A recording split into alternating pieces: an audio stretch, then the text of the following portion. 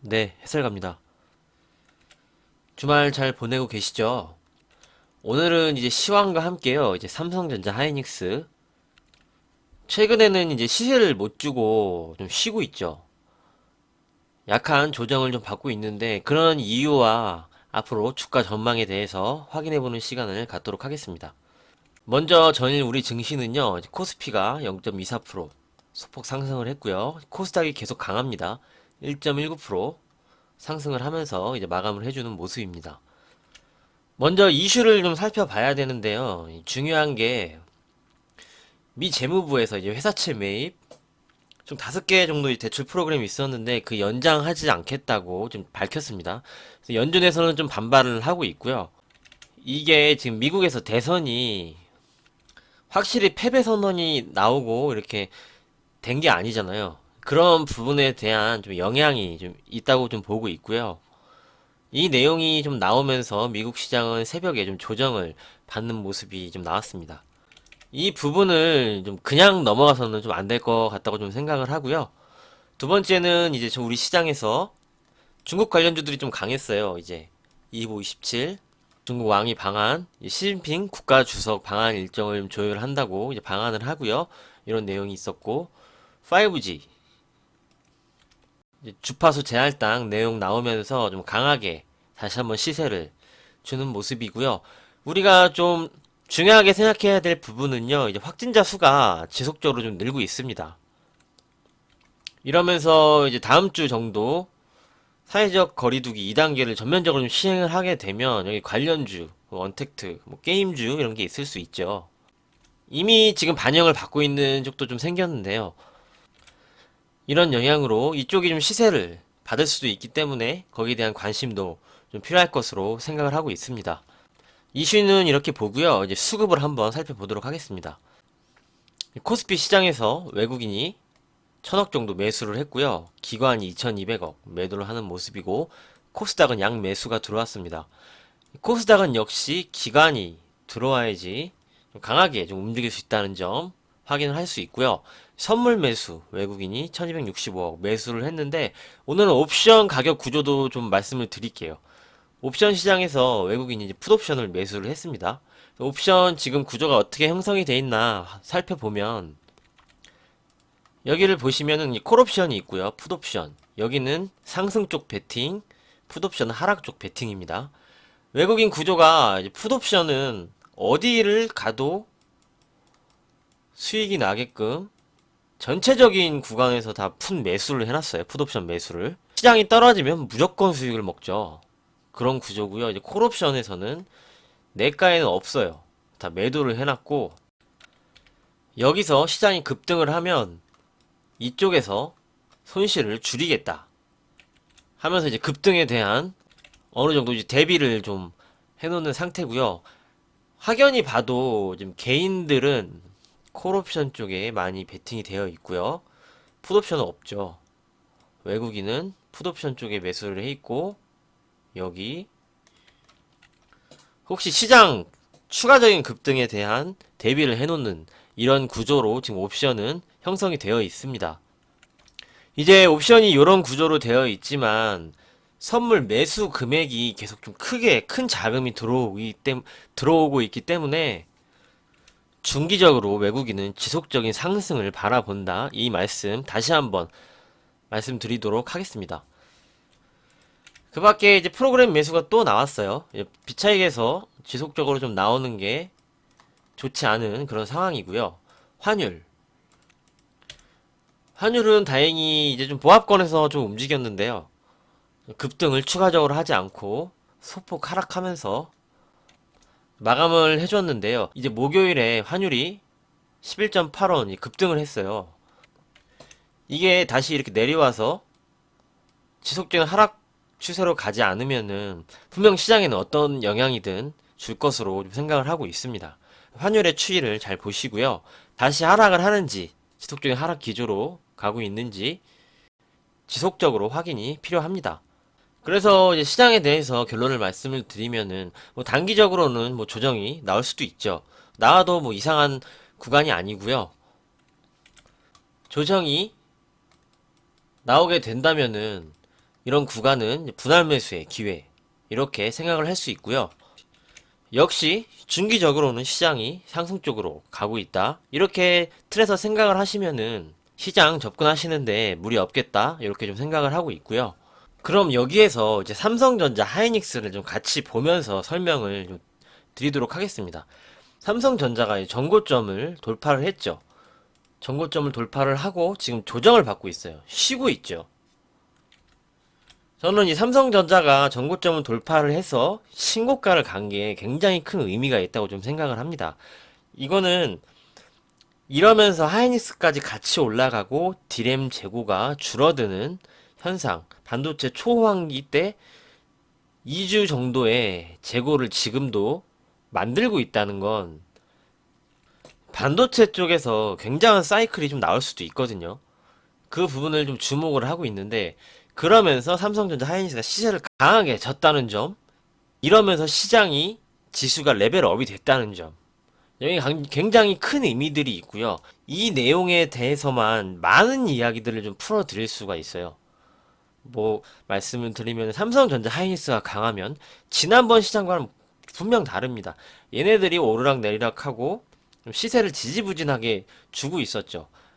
삼성전자 하이닉스, 삼성전자 우 세 종목을 합치면요. 우리나라 코스피 시장에서 시가총액이 거의 30% 가까이 되죠. 얘네들이 움직이면요. 다른 쪽은 상대적으로 약할 수가 있어요.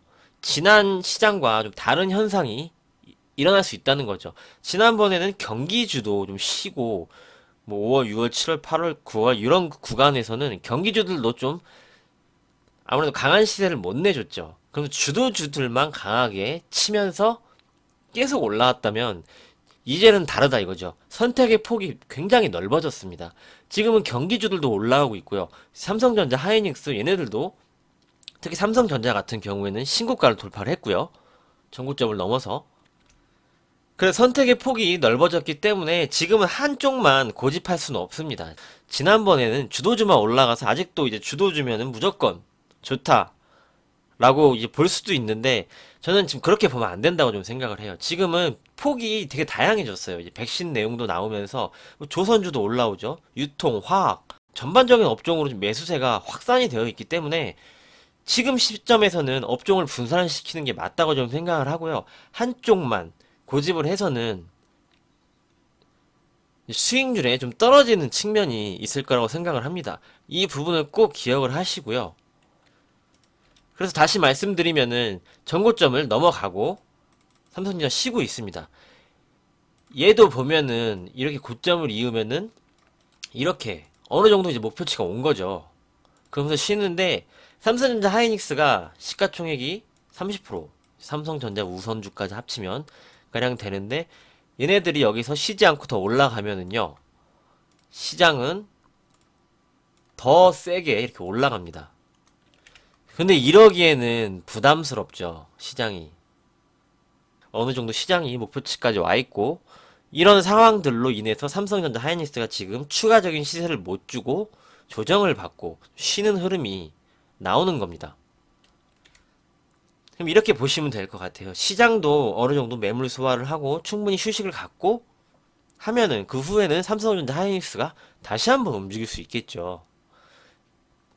하지만 이제 삼성전자 같은 경우에는 상대적으로 수익률 자체가 좀 크게 막 10%, 20% 이렇게 발생되기는 시간이 좀 필요하죠. 안정적이긴 하지만. 그래서 제가 말씀을 드리는 부분이 이런 내용들이 있기 때문에 코스닥 IT 반도체 소부장 이런 쪽을 분할 매수를 하시면서 꼭 편입을 해 가셔야 된다 라고 말씀을 드린 이유입니다.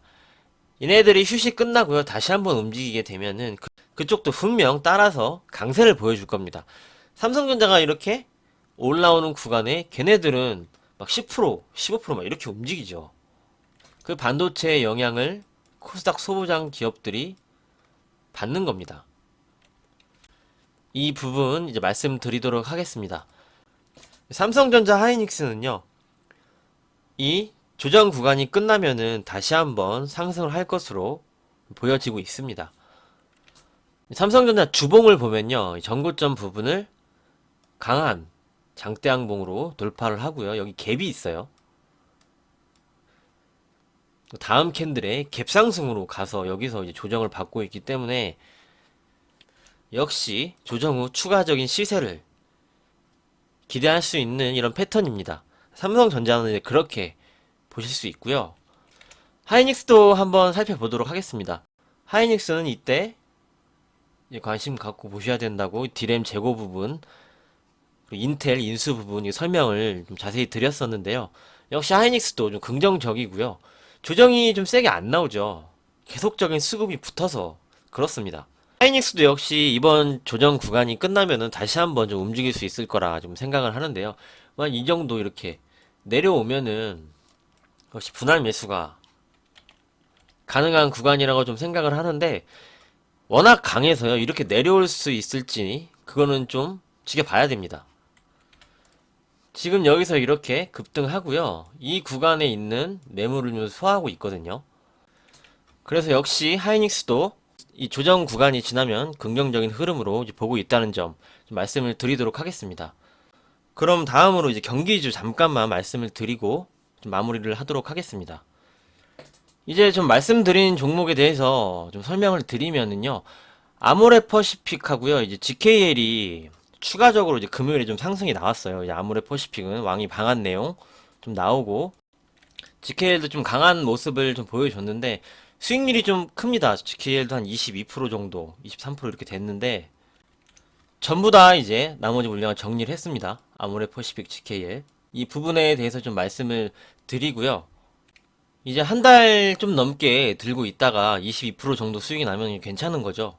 그래서 좀 이 정도 선에서는 어느 정도 좀 목표가 좀 온 것 같아요. 이렇게 좀 말씀을 드리고요.